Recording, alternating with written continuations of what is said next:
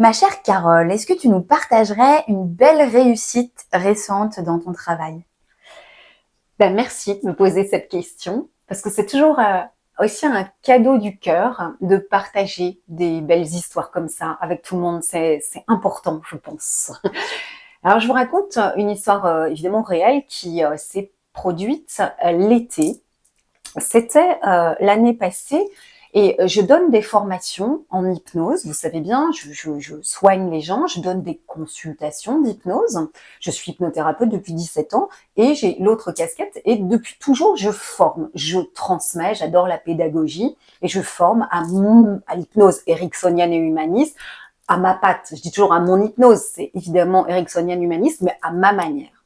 Donc, je reçois cet été-là, en Bretagne, chez moi, à Pléneuf-Valandré, une dame qui vient de Dordogne, je crois, je peux dire des Cévennes. Elle vient des Cévennes et elle me dit qu'elle viendra avec son mari. Ils viennent en camping-car des Cévennes. Ils vont aller au camping tout près, à Pléneuf, et elle viendra en vélo électrique suivre la formation à la maison pendant les 8 jours. Son mari l'accompagne, le chien les accompagne. Et ok, bon, c'est Isabelle. Le mari d'Isabelle s'appelle Frédéric. Et moi, je ne les connais pas, on fait connaissance, on se découvre des gens absolument délicieux, charmants. Et Isabelle, au gré de la discussion, de la connaissance, me dit que Frédéric, son époux, est malade, ce que je ne vois pas, je ne devine pas, et que Frédéric souffre d'un cancer de la prostate assez avancé, stade 3.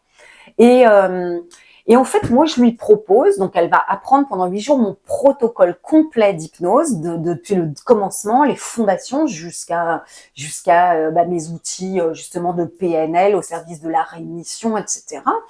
Et je me dis, tiens, si tu veux, puisque son mari est là et lui, il est en vacances, ils sont retraités, tout ça. Et en fait, je lui dis, si tu veux, on prend Frédéric comme cobaye. Et moi, j'ai un protocole sur les maladies graves, les pathologies lourdes, que je vais t'apprendre, que je vais lui transmettre. Elle est là pour ça. Et Fred vient et comme ça, au gré des 4 séances qui correspondent à mon travail, au travail que je fais sur les pathologies lourdes, quand j'accompagne les gens, et bien évidemment que j'accompagne les personnes et que ces personnes suivent un traitement allopathique. Ce qui est le cas de Frédéric, puisqu'il a suivi, avant de venir, elle me raconte qu'il a suivi 40 séances de radiothérapie. Et puis, en fait, donc on fait notre première séance, comme ça je lui montre, c'est moi qui fais sur Frédéric, elle observe, elle filme, après on décortique, je lui explique et tout, puisque je suis là pour ça. Première séance, qui est toujours une anamnèse en transgénérationnel très très profonde. En plus, Frédéric a 2 deuils extrêmement lourds qui lui pèsent.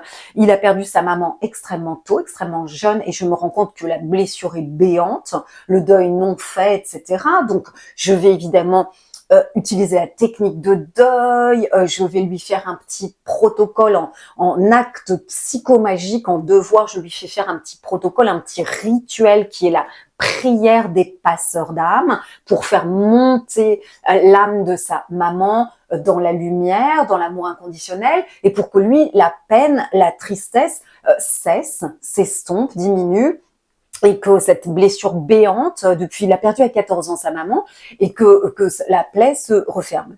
Et l'autre deuil dont je me rends compte qui lui pèse fort, c'est qu'il a perdu son frère 3 ans auparavant, et il a perdu son grand frère d'un cancer, et c'est terrible, une blessure terrible. Donc, et rebelote, donc je lui fais faire le rituel, prière des passeurs d'âme, que je maîtrise bien, et je lui fais faire cette prière et ce protocole pour faire monter l'âme de son frère et pour apaiser. Je fais la technique de deuil avec sa maman, avec son grand frère, et lui, de son côté, pratique le petit rituel pour faire passer l'âme de sa maman, de son frère. Déjà, cicatrisation de ces blessures-là. Séance numéro 2, je fais de l'hypnose humaniste et je traite le problème sous une forme, on va dire, symbolique, métaphorique, qui est le langage de l'inconscient. Moi, j'utilise un système de porte et il y a la porte du bobo, si je puis dire. Donc, la porte du cancer de la prostate de Frédéric Zamba, ok ? Et qu'est-ce qu'il y a derrière cette porte? Ce qu'il y a, décor, paysage, beau, pas beau, c'est un symbole. Nous nommons ça un symbole. Et moi, je guide le patient de telle sorte que le symbole devienne plus, magnifique, parfait, optimal pour lui. Magnifié, transcendé, métamorphosé. Il faut que ce soit top. Et je retourne visiter la porte des défunts, de la maman défunte, la porte du grand frère, pour faire aussi une coupure de lien fusionnel en symbolique très soft et tout ça.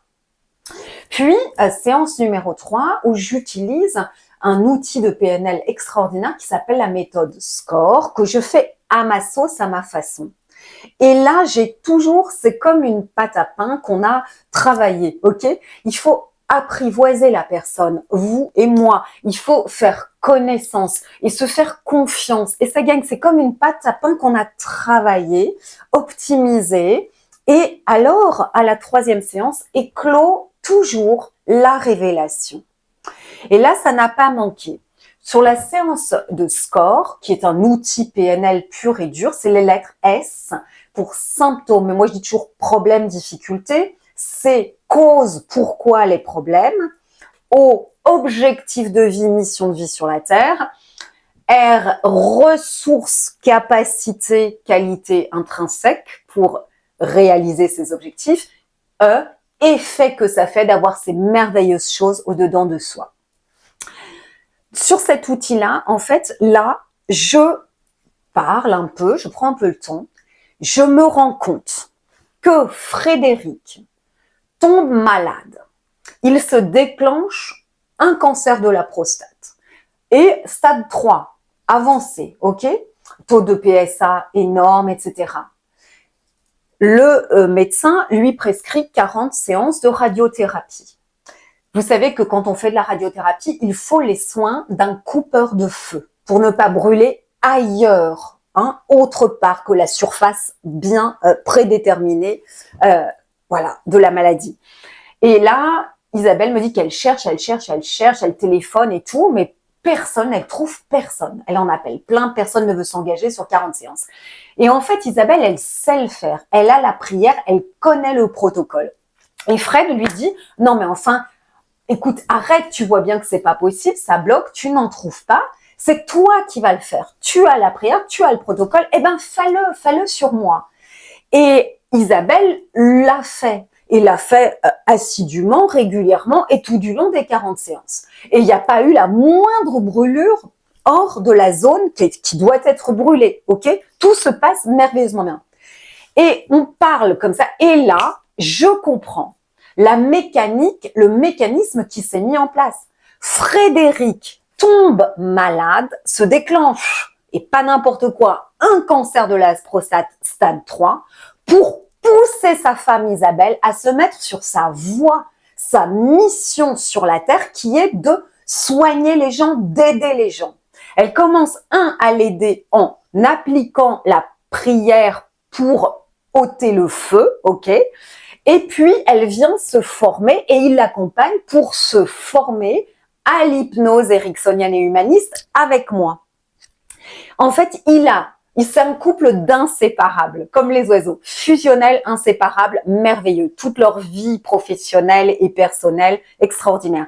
Et en fait, eh bien, Frédéric a mis sur sa voie avec un coup de pied occulte, si je puis dire, d'une manière un peu, cancer de la prostate stade 3, mais c'est comme ça qu'il a poussé Isabelle à être sur sa voie, à elle, qui est d'aider les autres par les soins énergétiques et l'hypnose qu'elle est venue apprendre. Donc, j'ai la révélation. En plus, je dis à Isabelle, maintenant, tu vas conscientiser ça et tu vas le dire. Tu dis, j'entends ce que vous me dites, mes guides, j'accueille, j'accepte ce que vous me dites. Je dis, allez, dis-le-moi 3 fois. J'entends ce que vous me dites, les guides, je l'accueille, je l'accepte, je le mets en pratique. Je lui fais dire à haute et intelligible voix 3 fois, je lui fais écrire sur un papier. Alors, truc que je ne savais pas, ok. Isabelle avait des problèmes acoustiques d'oreille. Elle avait un acouphène, elle me l'a pas dit, et elle n'entendait pas bien. Le soir, elle m'appelle, me dit, Carole, l'acouphène, terminé. Je n'ai plus d'acouphène. J'étais même pas au courant qu'elle en avait un. Alors là, ben voilà, j'entends ce que vous me dites, je l'écoute, j'en tiens compte, je le mets en action, en pratique. Je m'engage à ça. Plus d'acouphènes, ok?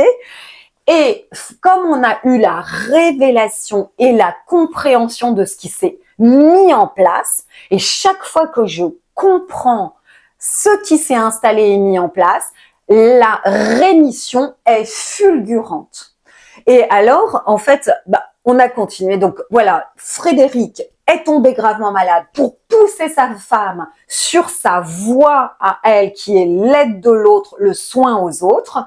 Et en fait, il a suivi, ensuite il était en hormonothérapie, je crois qu'on appelle ça comme ça, hormonothérapie, ok. Il a fait pendant un certain temps. Il est la date des marqueurs, vous savez, prise de marqueurs extrêmement régulière, ça s'est amélioré, à tel point que, alors, dernier exercice, dernière 4e séance, je travaille sur la ligne du temps, ok? Et on cale la date de rémission. Donc, on travaille sur je suis en pleine et parfaite santé, je suis guérie. Il me donne une date, il détermine cette date parce qu'il sait que en octobre, à cette date-là, il a rendez-vous pour la prise de marqueurs et le contrôle médical, les examens. Et en fait, je projette, si vous voulez, c'est quelque chose de quantique, j'enlève le temps, la temporalité, je projette dans l'objectif atteint, je suis guérie, je suis en pleine et parfaite santé, je fais venir ce souvenir du futur que je suis guérie en pleine et parfaite santé, la personne se projette, ça fait quoi dans son environnement et dans son comportement et qu'est-ce qu'elle a mis en place pour ça, etc.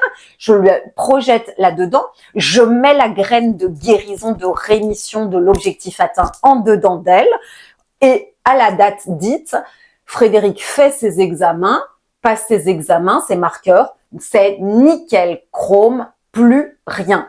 Bien évidemment, ça fait quelques années, il est contrôlé, surveillé tous les 6 mois, retest, prise de sang, analyse. Pour l'instant, nickel chrome, plus rien de ce côté-là. Hein, ça s'est passé exactement comme ça.